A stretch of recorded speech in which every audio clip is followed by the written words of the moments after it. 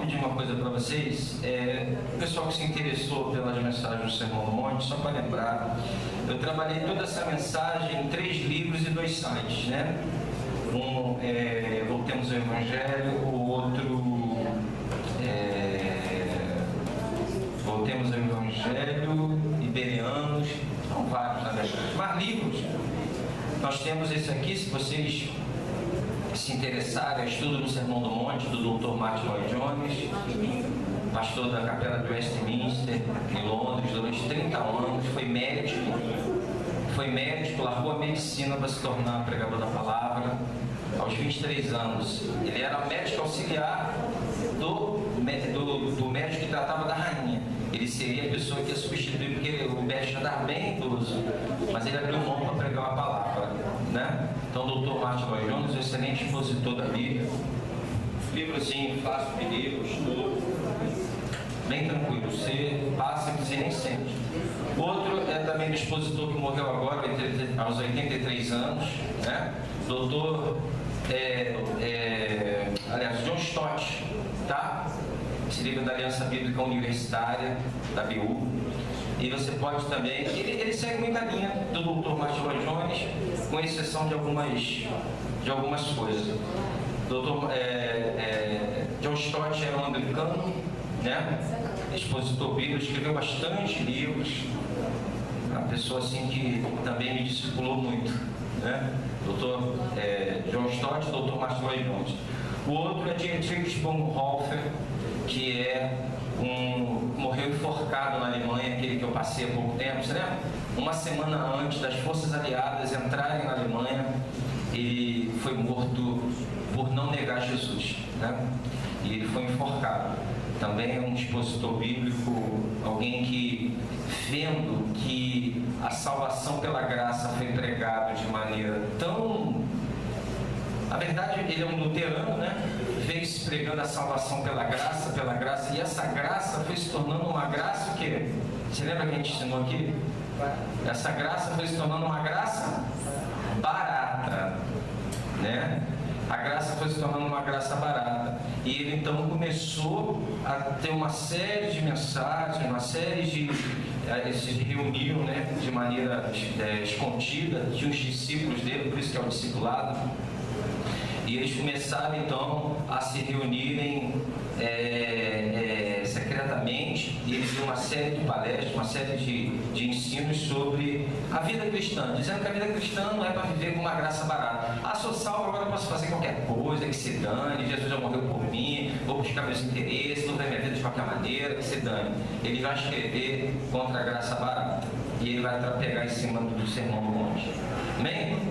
Então são esses 3 livros, se você se interessar, né? Sermão do Monte, Dr. Martin Lloyd-Jones, John Stott e Dietrich Bonhoeffer.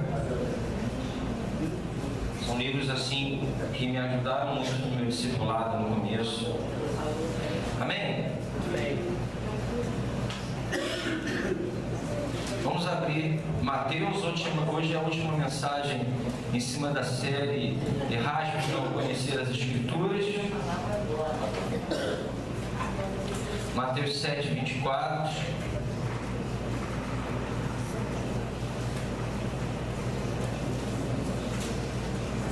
Pediu o diácono para a gente, ou até o pessoal do louvor mesmo, a gente, quando chegar, dá uma olhadinha naquele relógio, que ele está atrasando muito. Eu mesmo já me perdi por estar ligando por ele, né? Ele está 10 minutos atrasado. Já consertaram? Alguém consertou? Eu consertei. Ah, tá. Beleza. Porque ele vai atrasando com o tempo, a gente chega, confia nele, é um problema. 7:24. Quem achou, diga amém.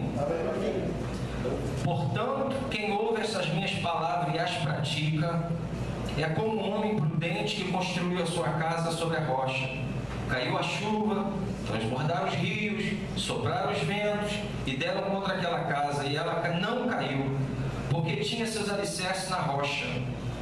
Mas quem ouve essas minhas palavras e não as pratica, é como um insensato que construiu a sua casa sobre a areia. Caiu a chuva, transbordaram os rios, sopraram os ventos e deram contra aquela casa, e ela caiu, e foi grande a sua queda. Quando Jesus acabou de dizer estas coisas, as multidões estavam maravilhadas com o seu ensino, porque eles ensinavam como quem tem autoridade e não como os mestres da lei. Senhor, aqui está a tua palavra, Deus, aquela proferida, Senhor, naquele momento que o Senhor vai com aquela multidão ao monte, pessoas que estavam caminhando com o Senhor, pessoas que estavam vivendo debaixo da tua direção, pessoas que estavam te buscando, Senhor, ó Deus, e vivendo e procurando entender o que era viver contigo.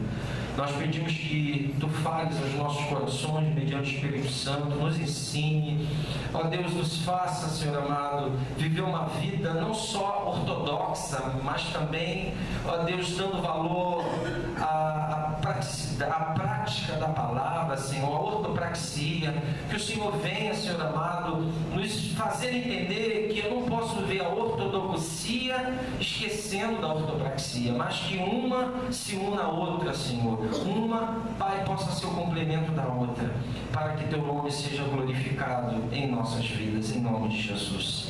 Amém, Senhor. Amém. Errais por não conhecer as Escrituras 11, o perigo do conhecimento meramente intelectual. O perigo do conhecimento meramente intelectual. A gente precisa ver algumas coisas antes de começar. É que as pessoas que estavam ouvindo Jesus não eram gente que não conheciam a palavra, eram pessoas que já tinham vindo a Ele, pessoas que estavam caminhando com Ele, e dentro dessa multidão que caminhava com Ele, havia aqueles que tinham entrado pela porta e havia aqueles que ainda estavam do lado da porta do lado de fora, né? Cristãos, pessoas denominadas cristãs, pessoas que estavam juntos, pessoas que estavam no mesmo local, falando do mesmo Deus, lendo a mesma Bíblia, cantando os mesmos louvores, frequentando o mesmo culto, mas eram dois grupos distintos. Amém?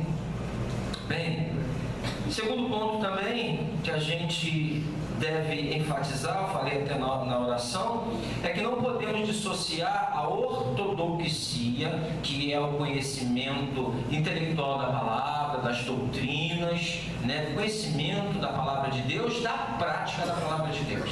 Não tem como eu dizer, né, que eu conhecer a palavra toda, entender de Gênesis e Apocalipse, mas não viver a Bíblia, não tentar colocar em prática a palavra de Deus. A Bíblia vai dizer que somos mentirosos, porque até o próprio Satanás, ele conhece a Bíblia muito bem, né? Mas ele não é nenhum praticante da palavra, né? Então, a ortodoxia não exclui a ortopraxia. Uma coisa tem que andar com o outro. Ou se você não consegue ter os padrões de Jesus, os valores do reino, como um alvo na sua vida, algo está errado, né? Talvez você esteja perto da porta, muito próximo da porta, junto com os falsos profetas, mas você ainda não entrou pela porta, nem está passando pelo caminho apertado. Porque a porta é estreita e o caminho apertado. Não é um caminho que eu posso fazer o que eu quero sem estar debaixo do senhorio de Cristo, né? Visto isso, nós também podemos entender que não somos perfeitos, nós vamos errar. Se você olhar para a vida dos apóstolos, você vai ver que muitos deles falharam tremendamente, né? Pedro arrancou a orelha de Malco, não é verdade? Tivemos guerra por cargos no céu, nós tivemos ganância, brigas, contendas, tivemos várias manifestações que não corroboravam com o ensino de Jesus no Sermão da Montanha. Mas isso tudo é simplesmente para dizer que isso é o alvo para o cristão. Eu não posso chegar lá fora e dizer para uma pessoa viver os valores do reino, porque para você viver isso aqui é necessário ter sido capacitado. O que é a capacitação? Receber o Espírito Santo. Você deve ter nascido de novo. Você deve ter tido um encontro com Jesus, aquele encontro que te faz reconhecer que você é pecador, que nada em você agrada a Deus, mas que você entende que Ele veio te substituir naquela cruz, e você recebe esse presente de Deus, esse sacrifício substitutivo, e aí a palavra de Deus diz que Ele envia o dínamo sobre a sua vida, o Espírito Santo, o poder dele, né, que é uma pessoa, envia sobre você, e essa divina semente que está dentro de você começa a impeli-lo a querer viver a palavra. Então, se você não tem nenhum tipo de inclinação, nada em você impede você querer obedecer a palavra de Deus, analise-se. Porque você pode ser um religioso, você pode estar no meio da multidão, você pode ler a Bíblia do Senhor, você pode cantar os mesmos louvores, você pode frequentar os mesmos cultos, ter o chavão que está amarrado, pode ter tudo, mas você ainda não nasceu de novo. Porque aquele que nasceu de novo tem a divina semente, e a divina semente faz com que você produza fruto, e frutos do Espírito: amor ao próximo. Você já não foca a sua vida exclusivamente no seu umbigo, os seus interesses não são mais a sua casa, a sua vida, o seu eu. Mudou tudo. Ele nasceu de novo, é uma nova criatura. As coisas velhas passaram, eis que tudo se faz novo. Jesus não quer ser mais um na sua vida, Jesus quer ser um.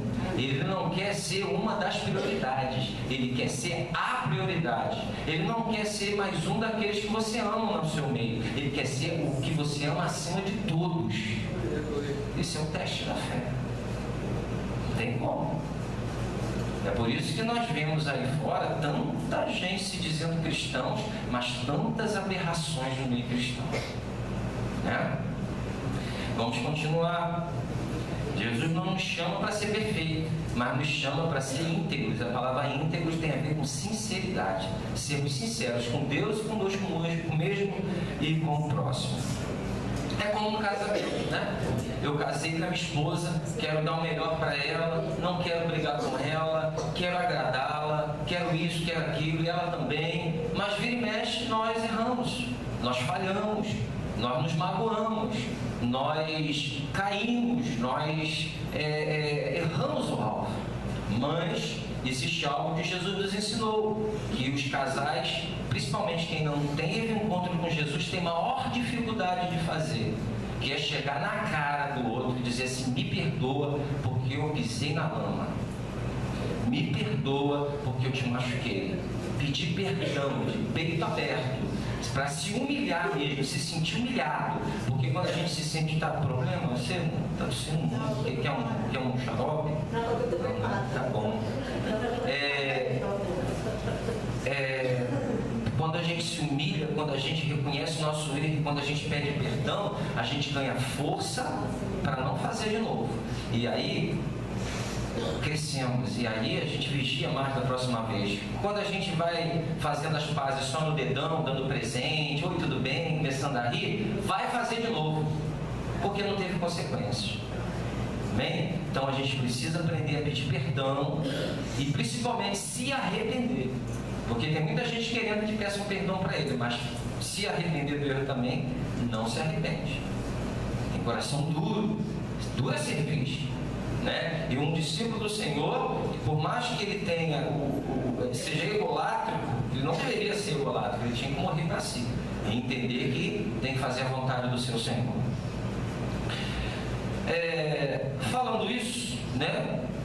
Nós que estamos nesse caminho apertado, mesmo falhando, nós não podemos desistir. A gente cai, a gente levanta, a gente limpa e segue para o alvo, que é Jesus Cristo. Sempre seguindo para o alvo. Nunca, se alguém está caminhando e falha e chuta o balde, é complicado também. Talvez não tenha nascido de novo. É uma análise que a Bíblia pede para a gente fazer.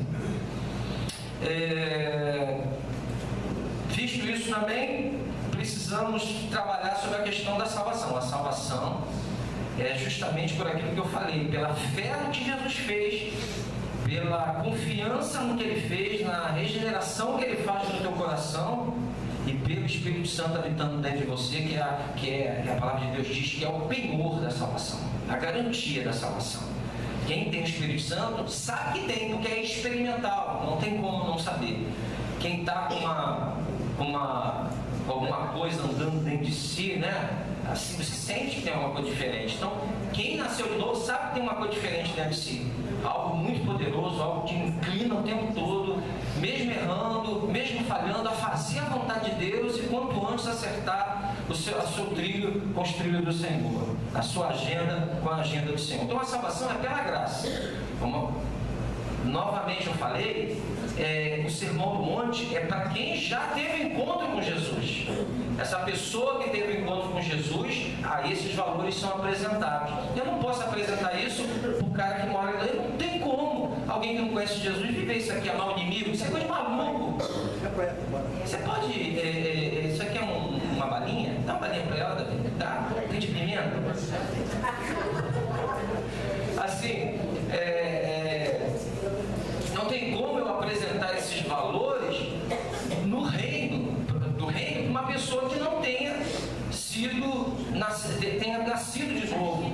É um absurdo amar o inimigo, andar a segunda milha, não se vingar, não falar mal de quem te machuca, se negar, deixar os interesses primários do mundo secular para priorizar as coisas de Deus. Isso é coisa de doido. Isso aí você tem que estar no manicômio, não é verdade? Então é só para quem tem. Eu não posso pregar isso aqui para quem não tem. É até maldade. É por isso que eu fico vendo nossas bancadas escandalagéricas, né? Que é só escândalo. Querer impor às pessoas que não têm espírito uma regra que é só no espírito, é só no valor do reino. É impossível. Não é impossível. Você não carrega o fardo, quer que os outros carreguem. Não é verdade? Então, isso é um assunto para outra coisa. Então, a salvação é estritamente pela graça, pelo favor imerecido do Senhor na nossa vida. Nós vimos trabalhando esse tempo todo, nós vimos, trabalhamos a hipocrisia dos falsos profetas semana passada, vimos também a porta estreita da semana retrasada, e se nós observarmos, o tempo todo, nós vamos ver que os falsos profetas, eles não vão pregar a porta estreita, eles não vão pregar o quê? Autonegação, eles não vão pregar que você tem que andar no caminho estreito. O que eles vão pregar? É bênção, é vitória, é só conquista, não tem choro, é só riso, né? Daí é onde vem o sorriso. Então, uma das características do falso profeta é falar o que você quer ouvir, é falar o que você sabe. A mensagem dele não é uma mensagem de negação, não é uma mensagem que a porta é estreita, o caminho é apertado. É uma mensagem que você tem que ter bênçãos maravilhosas, independente da tua vida. Não tem como você, aquele louvor que o Davi cantou agora, passar pela cruz. Não tem cruz, não se passa pela cruz. Quando se vem na cruz é para dizer que Jesus conquistou todas as bênçãos na cruz. É só as bênçãos que foi conquistada na cruz. Não mostra que aquela morte ali foi pela sua insuficiência de agradar a Deus. Não tem como. Então, o falso profeta vai ser detectado muito mais pelo que ele não fala do que pelo que ele fala. O que ele não fala, o que ele esconde é que o caracteriza como falso profeta, né?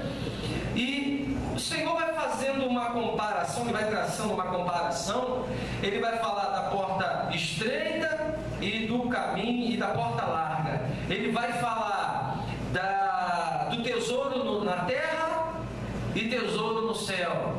Ele vai falar do verdadeiro profeta e do falso profeta. Ele vai falar da árvore boa e da árvore ruim. E agora ele vai começar a trabalhar como um construtor, né? O bom construtor e o mau construtor, o mau edificador. Por isso que nós lemos esse texto que fala daquele que construiu a casa sobre a rocha e aquele que construiu a casa sobre a terra.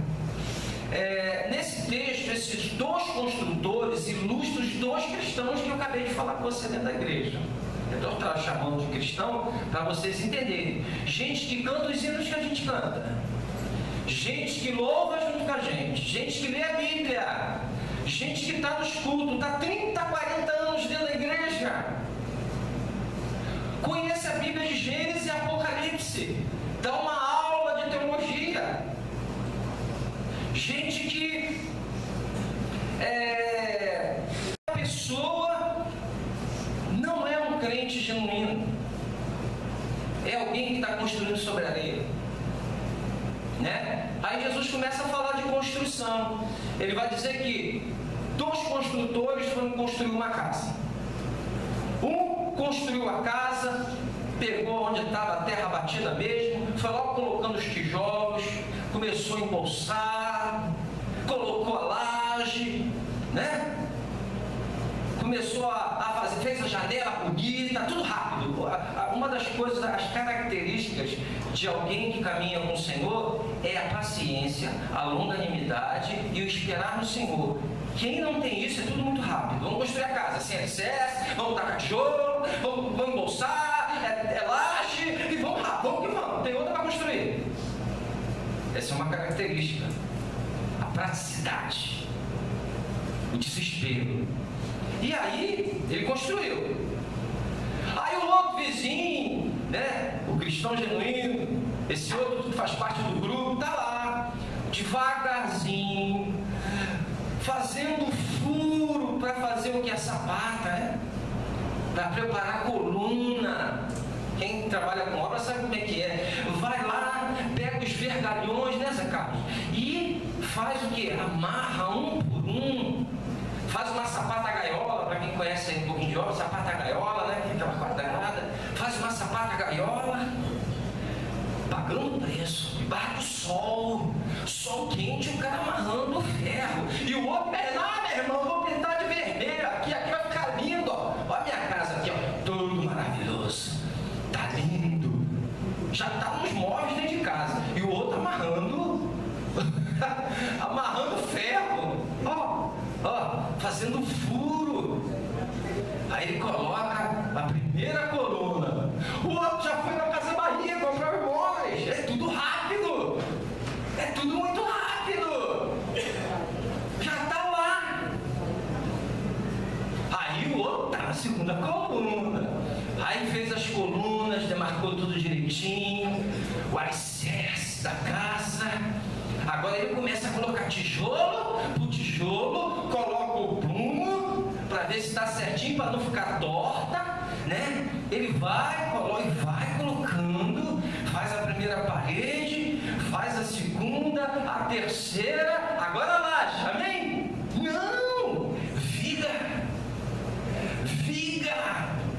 Ele vai lá e faz a viga para sustentar a laje.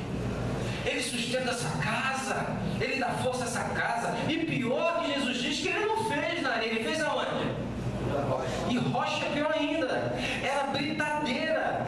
Não tinha naquela época, era martelo, perfurando a rocha. A casa do outro já está quase pronta. E ele está furando a rocha para colocar a coluna. Ele está firmando. Quem é essa rocha? Quem é a pedra que Daniel fala? Quem é a pedra que Isaías 28, se eu não me engano, 28:16, fala a pedra que o Senhor iria colocar em Israel? Quem é? Jesus é a sua palavra. Ele é a pedra que nós temos que construir. Em cima da onde a gente tem que construir. Ele é o fundamento. E aí, esse cara perfura a rocha que é Jesus, ele coloca a sapata, ele faz a coluna, cerca com os tijolos, agora ele coloca uma viga. Coloca uma viga para poder colocar o telhado. E aí agora, como é que você difere uma da outra? As duas estão prontas, as duas estão pintadas, as duas estão com móveis dentro de casa. O cara também foi lá na Casa Bahia, fez uma prestação de 12 vezes, comprou os móveis para dentro de casa, colocou o ar-condicionado, as duas casas estão prontas. Quem chega a ver a diferença, irmãinha? Quem chega na igreja consegue ver a diferença de um cristão? Todo mundo diz que é cristão aqui? Não, todo mundo é. Consegue ver a diferença um do outro? Não consegue. Você não consegue ver a diferença de um para o outro, inclusive entre casais. Jesus diz que um vai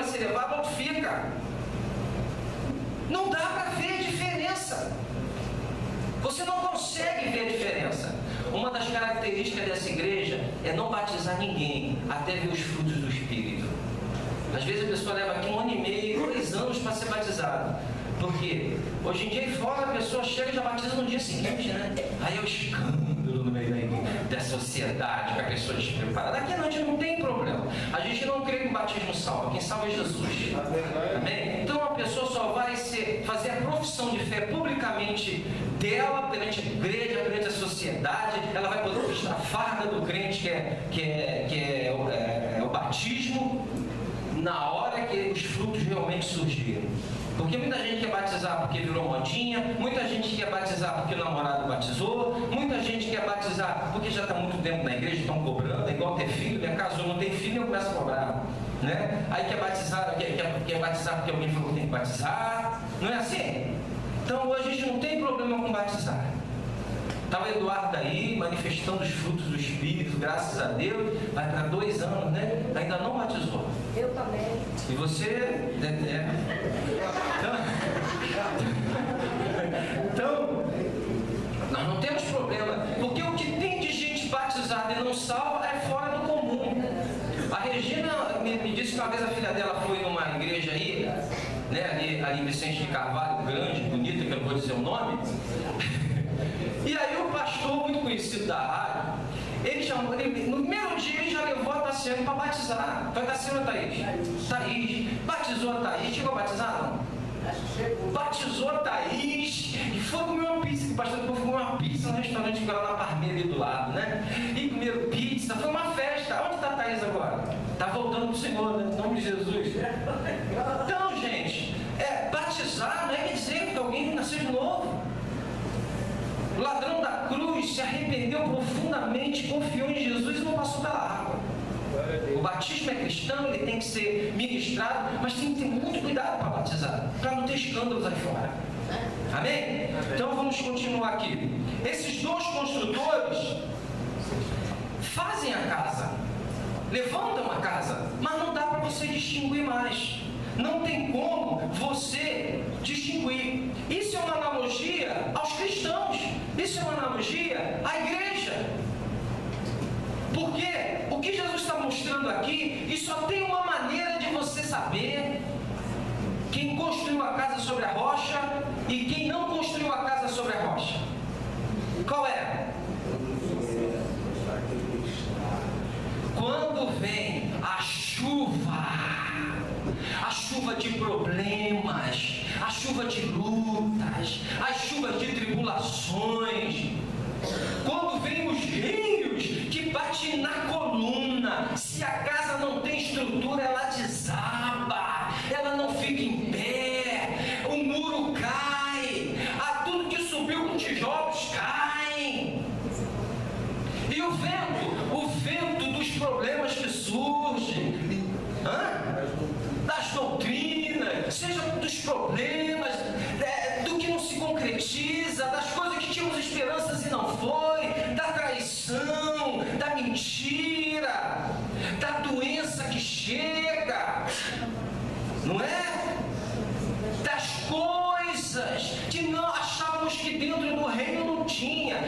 Por inferência, Jesus está falando aqui que quem é cristão também toma o mesmo tapa. O que Jesus está falando aqui é que crente também fica doente. O que Jesus está falando aqui é que o cristão também passa pelo vento. O que Jesus está falando aqui é que a chuva pesada de problemas também vem sobre o meu telhado. Não é só sobre o telhado de quem não está na rocha. E aí é isso que mostra quem construiu sobre a rocha, independente de ter 50 anos vindo à igreja todo domingo. Essa é a diferença. A tribulação vem para mostrar realmente. Jesus falou: não tira o joio, deixa o joio que ele vai sair. Porque se arranca o joio, às vezes vem o trigo junto. O próprio tempo vai revelar. A própria caminhada vai revelar. Não tem alicerce, não tem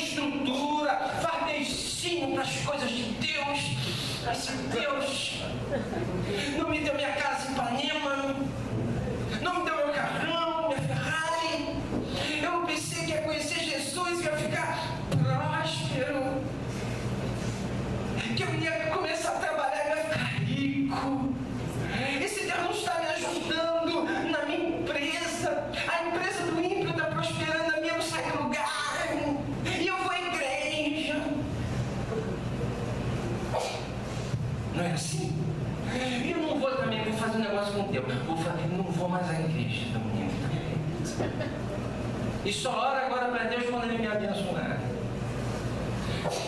Ou então, quando ele se vê desesperado, as coisas apertaram, ele fala assim: eu vou naquela igreja porque lá prega o que eu gosto.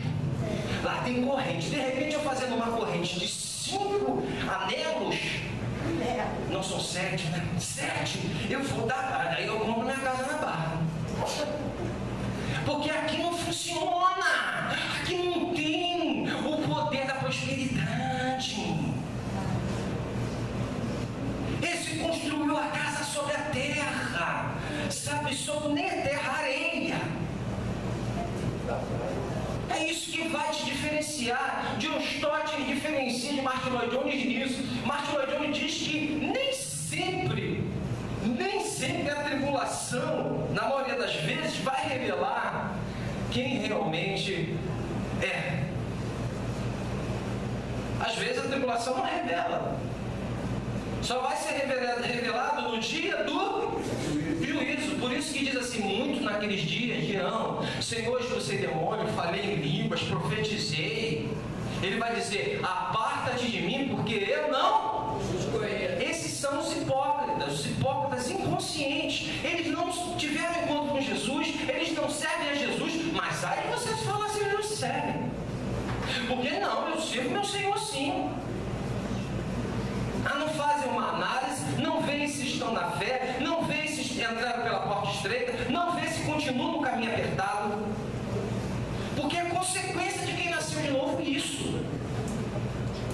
Amém? Amém.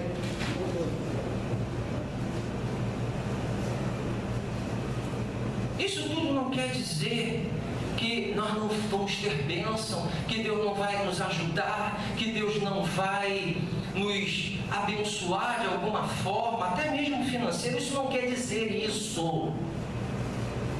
Não quer dizer isso. Quer dizer que nós temos um Senhor. E se você não estiver pronto para receber dele, ele não vai te dar. Você não está pronto. Tem pessoas que bastam melhorar um pouquinho assim de vida, ó, que Jesus fica aí em 5º lugar. Não podem melhorar de vida. Começa o esbanjamento, começa as prioridades lá fora, tudo em primeiro lugar, tudo lá fora em primeiro lugar, esquece das coisas de Deus, começa a achar que é o preferido do Senhor, porque eu estou abençoado, eu sou o preferido do Senhor, eu sou o preferido, Deus está me abençoando. Aquele crente ali que está passando, ele não deve ser abençoado, porque eu sou. Eu estou tudo bem comigo, eu tenho dinheiro, eu tenho tudo, eu faço o que quero, então Deus não, é com ele o problema. Então Deus só vai te abençoar quando você estiver pronto. Às vezes Deus leva 15 anos, 20 anos abençoando uma pessoa, até chegar o momento que a luta vem, o vento bate, o rio começa a pegar, o vento é forte, porque Deus tem que nos aperfeiçoar. Deus tem que tirar a chupeta da nossa boca. Amém? Nem que seja a chupeta do capeta, né? Amém. Deus tem que tirar a chupeta da nossa boca. Deus tem que tirar as bengalas, os beicinhos. A gente precisa parar de focar no nosso umbigo, na nossa família e olhar para o próximo. Jesus mandou que a gente olhasse para o próximo. O samaritano olhou para o próximo. E a gente só está no nosso umbigo. Não tem nada melhor para criar empatia com os que sofrem do que você sofrer também. O sofrimento é purificador. Por isso que Davi diz, né, antes de conhecer, foi bom passar pela aflição, porque foi ali que eu te conheci. Jó conhecia Deus porque estava tudo bem, o emprego estava em alta, seus filhos com saúde, estava tudo maravilhoso. E ele sacrificava ao Deus que a gente sacrifica. Mas no final, depois que ele passa por 10 perdas de filho, depois que Deus manda ele amaldiçoar a mulher dele, depois que ele se vê com câncer no corpo, tendo que raspar as feridas, e aí no final, quando Deus dá aquela aula de soberania para ele, aí ele diz assim: antes eu conhecia de ouvir Eu ia na igreja porque eu gostava do Paulo, eu ia na igreja porque eu gostava da Thaís, eu ia na igreja porque não tinha nada a fazer domingo, eu ia na igreja porque hoje eu estava afim, eu caminhava com o Senhor porque eu queria, eu fazia alguma coisa para Deus porque, e comigo não, meu irmão, comigo eu sei negar para o Senhor, carregar a cruz, andar a segunda milha, deixar a justiça, quem faz é Deus, não, eu que faço a minha justiça. Não, isso aí. Aí um dia Deus te purifica no sofrimento. Aí tu passa 7 anos na prova, 8 anos na prova, 20 anos na prova. Sabia que tem gente que passa por 20 anos na prova? 20 anos na prova. 5 anos na prova. 5 anos na prova. Porque é melhor entrar no reino de Deus sem ter um dinheiro, sem ter um olho, sem ter uma perna, sem ter um braço, do que tendo tudo isso.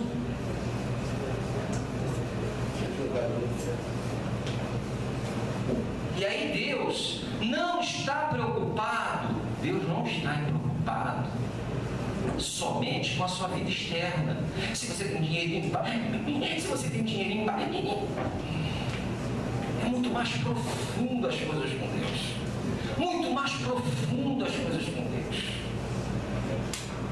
E aí Jesus vai dizer que muitos, dando coceira no ouvido por ouvir isso, vão buscar falsos profetas que falam, você é mais que vencedor. Só que não lê o contexto.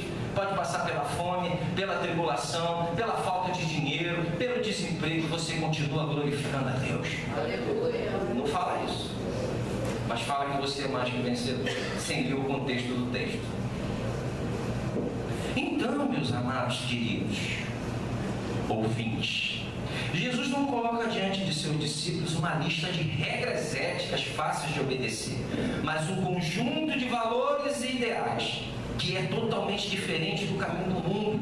Ele nos incentiva a renunciarmos à cultura secular prevalecente em favor da contracultura cristã. Então, o compromisso com o Senhor é uma coisa muito séria. Andar com Jesus não é o que está aí fora. Andar com Jesus não é o que estão apresentando essa Disney World para você, é negar-se a si mesmo. Muito naqueles dias dirão, Senhor, Senhor, não expulsei demônio, não falei em línguas, não profetizei. Aparta de mim que eu não te conheço, é o antitexto desse texto. Aparta de mim que eu não te conheço, vós que praticas a iniquidade. E o que é iniquidade? É procurar produzir aquilo que a palavra condena. Orgulho, ego, egocentrismo, ganância, tudo isso aí. Isso é iníquo. Isso é iniquidade, é errar o alvo. Deliberadamente, fácil, acabou. Por isso que Jesus aqui está pregando para 2 tipos de casas, 2 tipos de cristãos, 2 tipos de pessoas, o que tinham construído sobre a rocha e o que não tinham construído sobre a rocha. A luta demonstra, o vento demonstra, sempre vai se escolher a facilidade, sempre vai se escolher o caminho, o atalho, sempre vai se escolher fazer aquilo que me beneficia e não aquilo que glorifica a Deus. Amém? Então, nós encerramos o Sermão do Monte. Faça uma análise da sua vida. Eu acho que essas 11 mensagens que nós pregamos sobre o Sermão do Monte, já deu para você ser bem sincero. Se a sua vida está sendo construída sobre a rocha, e se a sua vida está sendo construída sobre a areia.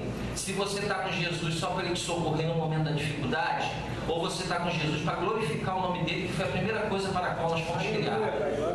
Você tem que decidir. Se você está com Jesus para resolver os seus probleminhas egocêntricos e egoístas, ou você está com Jesus para glorificar o nome dEle. Essas são as 2 casas. Esse é o caminho estreito e o caminho largo. Você tem que decidir. Se caso você se detecte no caminho largo, arrependa-se. Mas eu conheço a Bíblia toda, mas eu já estou na igreja há 100 anos. mas você tem convicção de que você não nasceu de novo, de que não houve um novo nascimento, de que você continua sendo aquela mesma pessoa, que esse novo nascimento não foi experiencial, não causou uma transformação na sua vida, calma, você simplesmente virou um religioso, você gostou da Bíblia, você gostou do clima da igreja, você achou legal. Eu acho que, como diz o Dr. Martin Lloyd Jones, é um absurdo os grandes filósofos, os grandes pensadores não abraçarem a filosofia cristã, porque a filosofia cristã faz uma resposta fora do comum. O próprio Gandhi disse: olha, amo o Cristo de vocês, mas eu me envergonho do cristianismo que vocês vivem. Mahatma Gandhi. Então, quando eu olho para isso, como é que os grandes pensadores não conseguem abraçar? É normal. Agora o Augusto Cury abraçou a filosofia cristã. Ele, fazendo uma análise de Cristo, ele disse que ele não poderia ser um homem comum, não tem como. Antes dele falar isso, Larry Crabb já havia falado isso. Um psicólogo americano já havia falado isso. Não foi novo. Então ele abraçou a filosofia cristã. Ele abraçou a ideia de Deus. Ele abraçou a ideia de um Deus manifestado em carne. Mas ele não entrou pela porta estreita, a qual você pode chamar de Senhor. Meu Deus, Senhor meu e Deus meu. Aleluia. Ele não pôde falar isso. Tem muita gente só na filosofia cristã, na ideia, ela é sensacional. E alguém pode passar na igreja 50 anos só na filosofia e conhecer a Bíblia toda, mas a sua vida a nega pela ortopraxia. Uma pessoa, ela pode ter uma natureza mansa. Uma pessoa, ela pode receber hereditariamente um semblante tranquilo. Não é uma pessoa que explode, não é uma pessoa que sai fazendo besteira, não é uma pessoa que vive praticando a promiscuidade, não é uma pessoa entregue ao mundão, foi criado dentro de uns valores familiares, mansa, tranquilo. Aquelas que a pessoa fala assim, só falta ser crente, né? Mas não nascer de novo, ter abraçado a filosofia cristã intelectualmente, mas a prática, o coração. É fácil, mas só tem uma coisa que vai mostrar, e isso de maneira primária. É na hora que o vento bate, é na hora que o rio vem, é na hora que a chuva cai. Ser cristão vai frequentar a igreja, irmãos. O que tem de gente que frequenta a igreja? Eu conheço um monte de gente que frequenta a igreja e gosta de facilidades, e gosta de corrupção, que gosta de mentir, que gosta de tudo que é errado e vai para a igreja.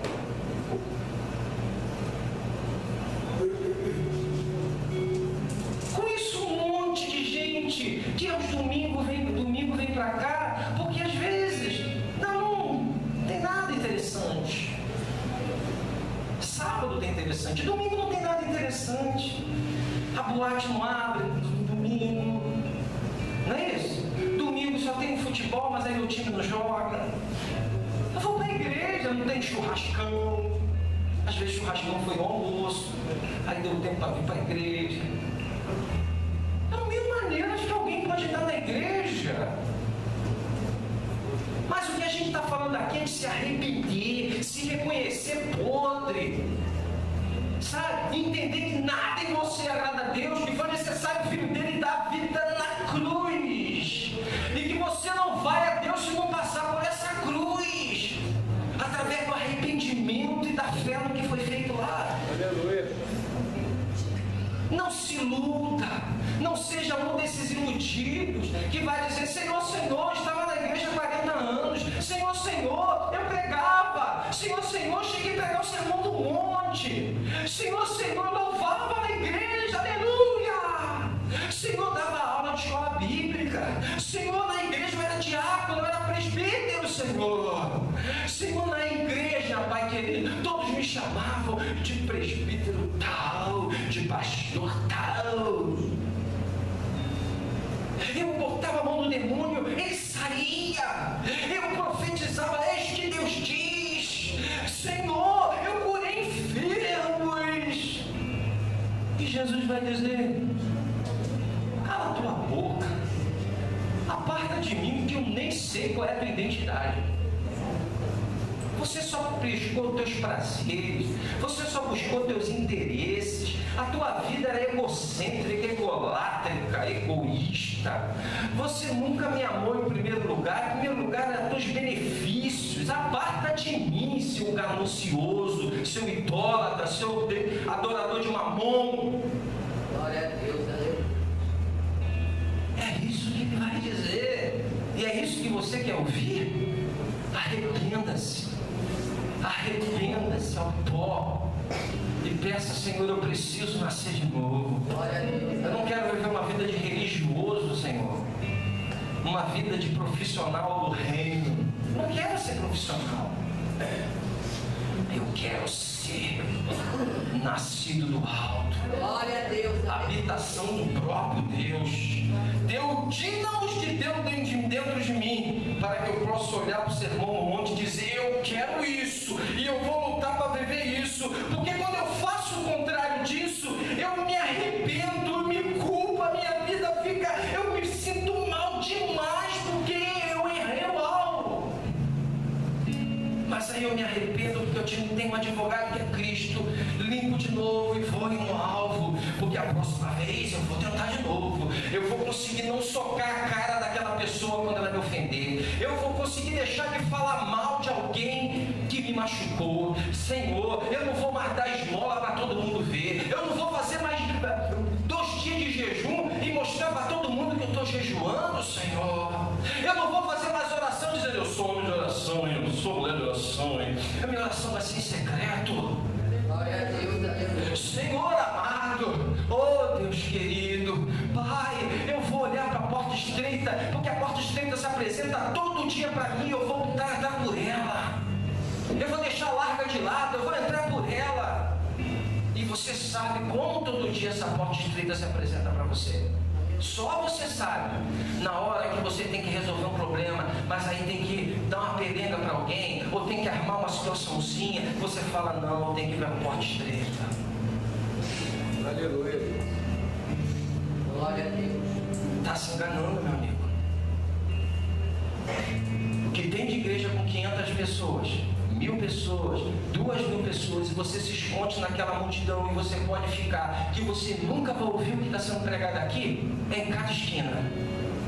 Sim. Porque eles querem o seu dízimo, eles querem montar um império, eles querem que o nome dele esteja estampado, mas aqui, que eu diminua e o Senhor cresça. Porque para Ele toda a honra, para Ele toda a glória, e para Ele todo o louvor. Amém? Glória a Deus. Vamos ficar de pé.